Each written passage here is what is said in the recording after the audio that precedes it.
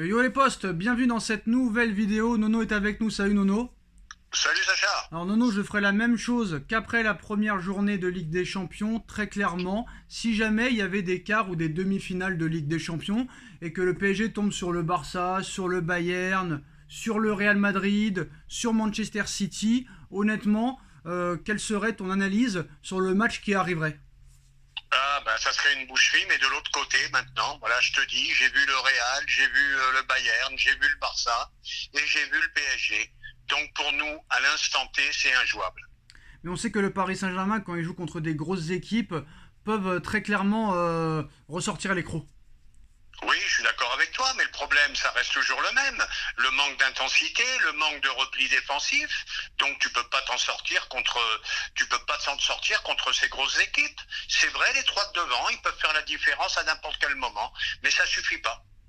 Alors qu'est-ce qu'il faudrait au Paris Saint-Germain pour pouvoir rivaliser avec ces quatre équipes-là? Eh ben que ces trois stars devant décident enfin à faire les efforts comme ils ont fait en début de championnat. Voilà. Je pense qu'il n'y a pas que ça. Il va falloir aussi que le coach gère mieux son effectif. Par exemple, le turnover. Bon, il faut mieux gérer le turnover. Il faut peut-être revoir le système tactique aussi parce qu'on subit trop d'occasions. Alors, je vois qu'il y a beaucoup de choses à faire. Hein. Alors moi, je vais donner mon avis très clair. Alors déjà, j'ai bien aimé la conférence de presse de Galtier hier qui a reconnu que la première mi-temps a été catastrophique, qu'ils étaient trop bas et qu'après, une fois que les trois de devant, on va dire, ont switché, ça veut dire Neymar à gauche, Mbappé à droite, Messi dans l'axe, c'était beaucoup plus équilibré et le PSG a eu un peu plus de facilité. Le problème, c'est que c'est Haïfa qui joue la Ligue des Champions peut-être une fois tous les 5 ans. Ça ne peut pas suffire à ce niveau-là. Maintenant, très clairement, dimanche, il y a un match contre Lyon. Aulas a sorti les crocs, malgré 2 défaites d'affilée de l'Olympique Lyonnais. On sait très bien que Lyon va jouer le match de sa vie contre le Paris Saint-Germain dimanche. Et malheureusement, Paris est en train de marquer le pas physiquement. Pour moi, c'est la faute de Galtier. Malheureusement, voilà, on sera obligé de mettre l'équipe type dimanche. Est-ce qu'il faut sortir un des deux milieux pour dimanche? Ah, ben là, je sais pas. Je sais pas s'il faut sortir un des deux milieux pour dimanche, mais je m'aperçois d'une chose, que c'est que ça recommence comme l'année dernière. On commençait à refaire très peur. Et je vois qu'on ne fait plus peur. Voilà, les deux derniers matchs vont mettre en confiance tous les concurrents. Sauf que l'année dernière, tu as eu beaucoup de chance quand tu gagnais et tu avais un coach qui disait que tu avais bien joué alors que tu faisais des matchs catastrophiques. Là, malgré la mauvaise prestation hier, tu as les trois de devant qui marquent. Et ça leur a sauvé le match. Mais très clairement, c'est les trois de devant qui marquent. Et malheureusement, Nono, c'est bien beau de critiquer toujours les trois devant quand ils redéfendent pas. Mais si les milieux de terrain derrière et les latéraux qui jouent très offensifs ne font pas leur boulot, les trois de devant peuvent pas tout faire non plus tout seuls. Hein. Là, on est d'accord, on est d'accord. Et puis, je pense que même les défenseurs dans ce système à 3 n'aident pas assez les milieux. Voilà, les lignes sont trop écartées, le bloc est divisé, c'est pas bon tout ça. Et je vais te dire, contre les gros, eh ben, ça sera insuffisant. Ils ont remis le match à minuit hier sur Beansport, j'ai regardé. Et très clairement, il y a vraiment réellement un problème de défense. Et si tu ne règles pas ce problème de défense, et aussi il faut savoir qui est le vrai coach de cette équipe. Est-ce que c'est Campos? Est-ce que c'est Nasser? J'ai l'impression que moi c'est Campos qui donne des directives à Galtier en disant tu joues comme ça, tu mets lui là, tu mets lui là. Il m'en fait bégayer le bougre, Nono.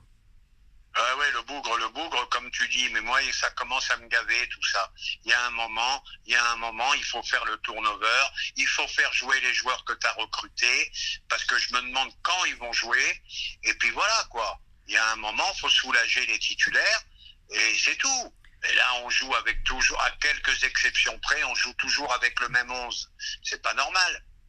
Ouais, mais Nono, vous avez pleuré parce que pendant 125 matchs, le PSG n'avait pas mis 2 fois consécutivement la même équipe. Faut savoir ce que vous voulez.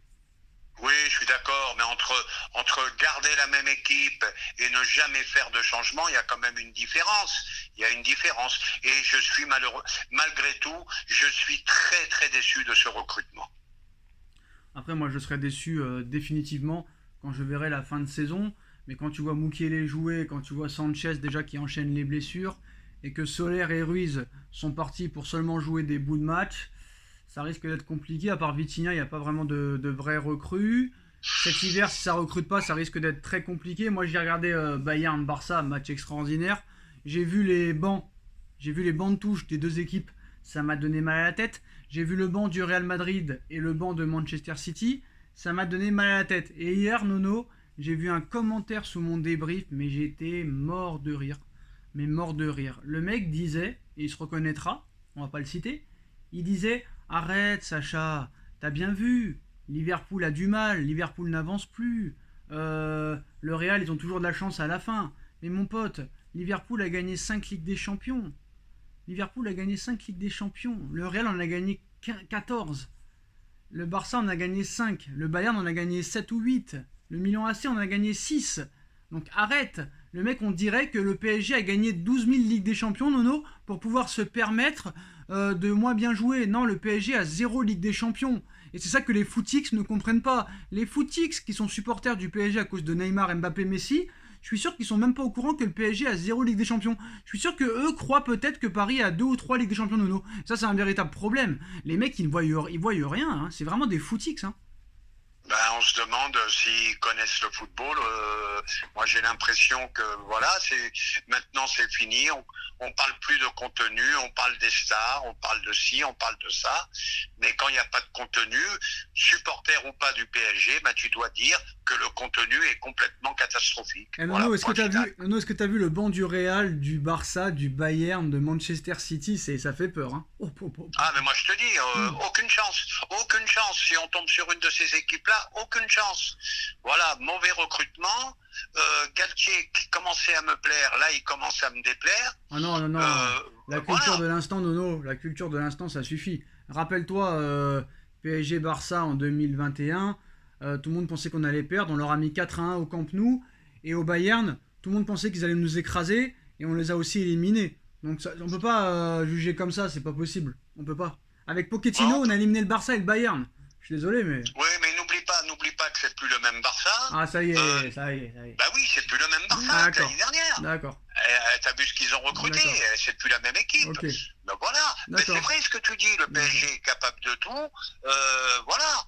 Mais sur le contenu, sur l'intensité, sur les efforts, ben s'ils ne changent pas, ça va être très très compliqué. Donc quand on a gagné 4-1 contre Dembélé, Griezmann, Léo Messi, Frenkie de Jong, Sergio Busquets, c'était de la merde. D'accord, Ter Stegen dans les buts, mais c'est de la merde. Mais je te dis pas que c'était de la merde, mais je te dis que c'était pas la même équipe, tout simplement. Et le Bayern, c'était pas la même équipe, le Bayern? Le Bayern, oui. Voilà. Mais le Barça, c'était quand même une grosse équipe à l'époque quand on les a battus, je suis désolé. Oui, mais ça veut dire quoi? T'as vu les contenus? T'as vu le contenu d'hier? Tu peux pas être optimiste. Non, mais le problème, c'est quoi? Tu vas faire quoi, Nono? Donc, t'es content des 7 premiers matchs de Galtier. Galtier fait 2 mauvais matchs, tu vas être énervé. Et si dimanche il y a masterclass, tu vas encore dire que Galtier c'est un phénomène. Et après, dans 2 semaines, il va perdre. C'est une merde. Tu peux pas faire merde, bon. Tu peux pas. C'est pas possible. Eh ben, je crois qu'on est réduit à ça. Un jour s'enflammer et un jour être déçu. Bon, moi, malheureusement, c'est notre histoire en ce moment. Moi, c'est pas comme ça que je juge. Je dis pas que Galtier est mauvais. Je me pose certaines questions. Mais voilà, son analyse d'après-match m'a quand même rassuré. Mais le match contre Lyon dimanche, t'as encore un guignol, là, directeur du football de Lyon. Je ne citerai pas son nom, qui est en train de dire encore une fois que les budgets, il y a trop d'écart entre le budget de Lyon et le budget du PSG. Donc c'est la faute du PSG, Nono, si Lyon a fini 9ème l'année dernière. Hein. C'est la faute du PSG. Oui, voilà. Mais ça, je suis d'accord avec toi, c'est des guignols. On pourrait leur rétorquer, mais vous, la différence de budget avec les petits clubs que vous n'êtes pas capable de battre, on n'en parle pas. Mais ça, on le sait. Le seul truc qu'ils ont à dire, c'est PSG. Alors Nono, Mbappé, saison 3, épisode 1073 va arriver bientôt. Le Real Madrid compte bien revenir à la charge l'été prochain. Et même Pérez est en train d'organiser apparemment quelque chose de grand pour que les supporters madrilènes se remettent du nom qu'a dit Mbappé cet été. Ça paraît marrant quand même. Hein. Le bordel recommence, mais ça je m'en doutais. Campos qui va à un rendez-vous avec Chelsea, Mbappé qui nous redit que le Real est sa maison, le Real qui commence à reparler de Mbappé, et c'est reparti comme en 14. Et voilà, à 200 boules, il fallait le vendre, et puis c'était fini, on n'en parlait plus. Ah bah non, tu peux le vendre plus cher, là, tu peux le vendre 300 cet été, l'été prochain, hein, je pense, hein, c'est possible. Hein. Après, Nono, je vais pas te mentir, hein, que vous l'aimiez ou que vous l'aimiez pas, hier c'est le seul, grâce à ses dribbles et à sa rapidité, qui faisait des différences offensivement et qui amenait les occasions, hein, que vous l'aimiez ou pas. Hein. Bon, on est d'accord, c'est le seul qui prend la profondeur, mais c'est le seul aussi qui a un boulard comme ça. Bah, c'est pas grave. Et moi, il défend pas plus que les des Mais autres. c'est pas grave, il peut avoir le melon, la pastèque, s'il fait toujours des matchs où il marque, il fait des passes, moi il n'y a pas de problème, il peut faire la tête, je m'en tape. Je m'en fous complètement. Bon, on est d'accord, ça n'empêche pas que c'est un phénomène, Henry, mais il me gonfle. Thierry Henry, il a jamais célébré un but dans sa carrière, ça l'a pas empêché d'être un phénomène. Bref. Moi pour l'instant, Nono, l'équipe qui m'impressionne le plus en Ligue des Champions, je parle, hein, en ce début de saison, pour moi c'est le Bayern. Franchement, c'est le Bayern pour l'instant. J'ai bien dit pour l'instant. Le Barça, je pense, va être un candidat sérieux. City, pour moi, c'est toujours pareil. Donc je pense que City est prenable. Et le Real Madrid, bah, toujours la chance de la fin des matchs. Le Real n'est jamais battu. Jusqu'à la 96e, il faudra être concentré contre eux. Est-ce que tu es d'accord pour dire, que le Bayern, pour l'instant, est le grand favori, ou tu as un autre club qui t'a le plus impressionné? Alors moi je vais te dire, le Bayern c'est un grand favori, mais malgré tout, attention à City, ils ont une chose qu'ils n'ont jamais eue, il s'appelle Monsieur Haaland. J'ai encore vu son but d'hier, un phénomène. Ah, il a mis un but à la Zlatan. Un but à la Zlatan, c'est plus du football, c'est du kung-fu, je sais pas ce que c'est. Je crois que c'est 26 matchs de Ligue des Champions, 26 buts, je crois, c'est un truc comme ça, je crois.